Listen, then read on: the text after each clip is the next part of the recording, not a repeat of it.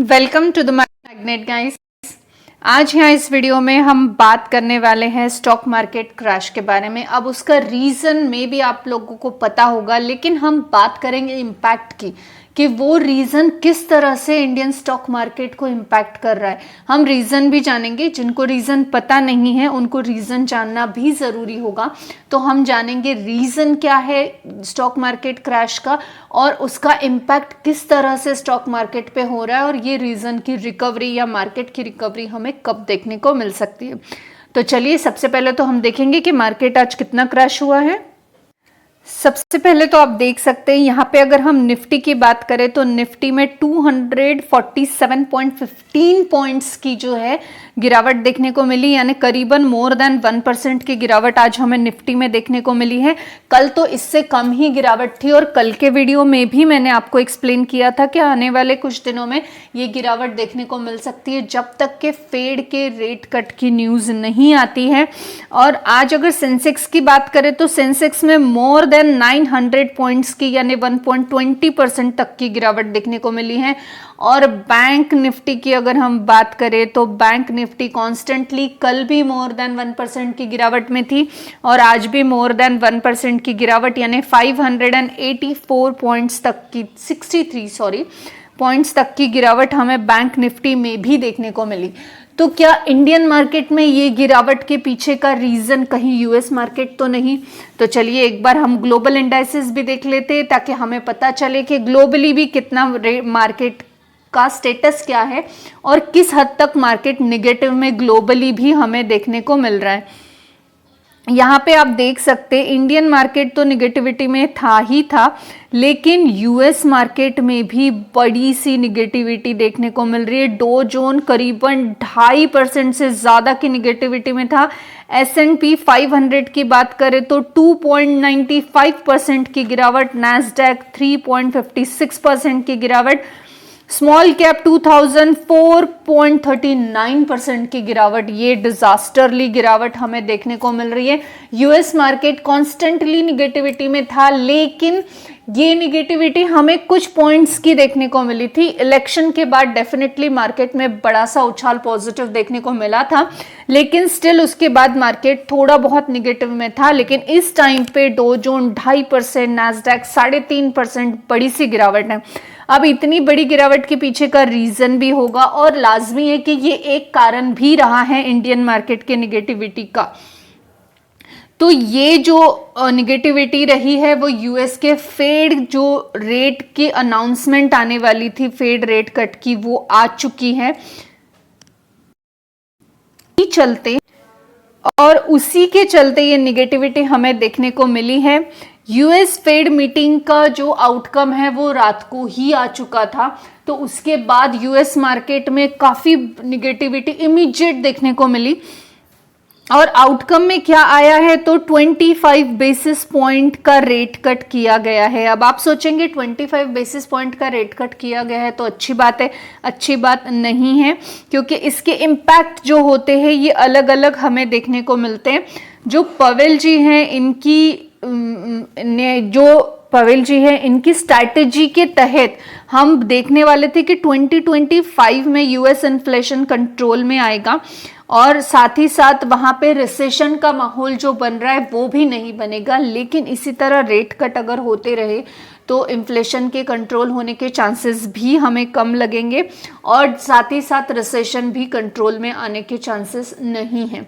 तो रिसेशन अभी उतना पीक पे डेफिनेटली नहीं है, लेकिन यहाँ पर रिसेशन आने के चांसेस और बढ़ चुके हैं आफ्टर दिस रेट कट। अगर यहाँ पर एक और चीज़ देखी जाए वो है फेड के रेट कट की हिस्ट्री। अगर हम हिस्ट्री देखें तो आप यहाँ देख सकते हैं, हम ज़्यादा पीछे के डाटा में नहीं जाएंगे, हम बहुत रिसेंट 2-3 मंथ के देखेंगे। वो ये है कि जुलाई में 5.25% तक के था, उसके बाद जो है 25 बेसिस का रेट कट किया गया था, नहीं सॉरी 50 पॉइंट बेसिस का रेट कट हुआ था, जिसके चलते हमें 4.75% तक का जो है डाटा हमें सितंबर में देखने को मिला था। 5% का था, सॉरी 25 बेसिस पॉइंट का रेट कट हुआ था और 5% था। उसके बाद अगेन जो है रेट कट हुआ था वो हुआ था नवंबर में, 7 नवंबर। उस वक्त भी हम देख रहे हैं कि 4.75% तक का जो है उसमें फिर से रेट कट किया गया था, और वहां पे भी जो नवंबर का डाटा था उसमें 4.75 बेसिस पॉइंट का रेट कट देखने को मिल रहा था। अभी फिर 25 बेसिस पॉइंट का रेट कट हुआ है, जिसके चलते दिसंबर का डाटा 4.50% तक का हमें देखने को मिल रहा है। अब यहाँ पे येलो लाइन यानी ईजिंग, बहुत इजीली ये रेट कट किया गया है। आप यहाँ पे वोट्स भी देख सकते हैं, 12 पूरे के पूरे वोट्स मिले थे। अगर यहाँ पे नो चेंज वाला है तो वो हमें जुलाई मंथ में नो चेंज का डाटा देखने को मिला था, जून में नो चेंज था, मई में भी नो चेंज था, as it is rate cuts को रखे गए थे। वहां पे इन्फ्लेशन भी कंट्रोल में आया था, इवन दो हम रिसेशन के लिए रिलीफ भी वहां पे देख सकते थे। मार्केट भी उस मंथ में मई जून जुलाई में अच्छा परफॉर्मेंस दे रहा था। ड्यू टू फेड की तरफ से इस तरह के कोई भी चेंजेस हमें देखने को नहीं मिल रहे थे। अब जब कॉन्स्टेंटली रेट कट किया जा रहा है तो इसका इम्पैक्ट हमें देखने को मिल रहा है इंडियन रुपीस पे।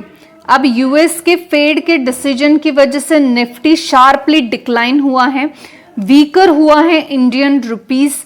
इन्फ्लेशन, ट्रेड डिफेक्ट और एफपीआई का आउटफ्लो अभी भी चलेगा ही, क्योंकि अगर इंडियन रुपीस जो है ये वीक होगा तो ऑब्वियस है एफपीआईज जो है वो इंडिया में इन्वेस्ट करना अवॉइड करेंगे, और यहाँ से आउटफ्लो कर कर यूएस में जो है वहाँ पे वो लोग इन्वेस्ट करें शायद, क्योंकि वहाँ डॉलर मजबूत होता जा रहा है और रुपीस जो है ये वीक होती जा रही है।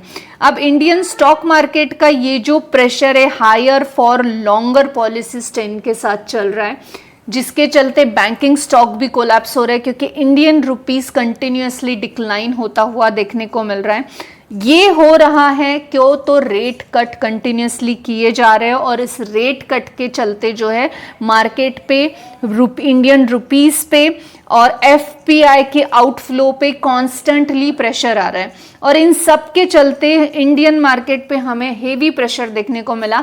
कल यूएस मार्केट पे भी प्रेशर देखने को मिला था, और उसका भी रीज़न यही था कि जो फेड ने रेट कट किए हैं उसके बाद इन्फ्लेशन और भी डगमगाएगा, उसके बाद रिसेशन आने के चांसेस और भी बढ़ गए स्ट्रांगली, जो कि ऑलरेडी चल रहा है लेकिन स्ट्रांगली उसको डिफेक्ट नहीं कर पाएंगे।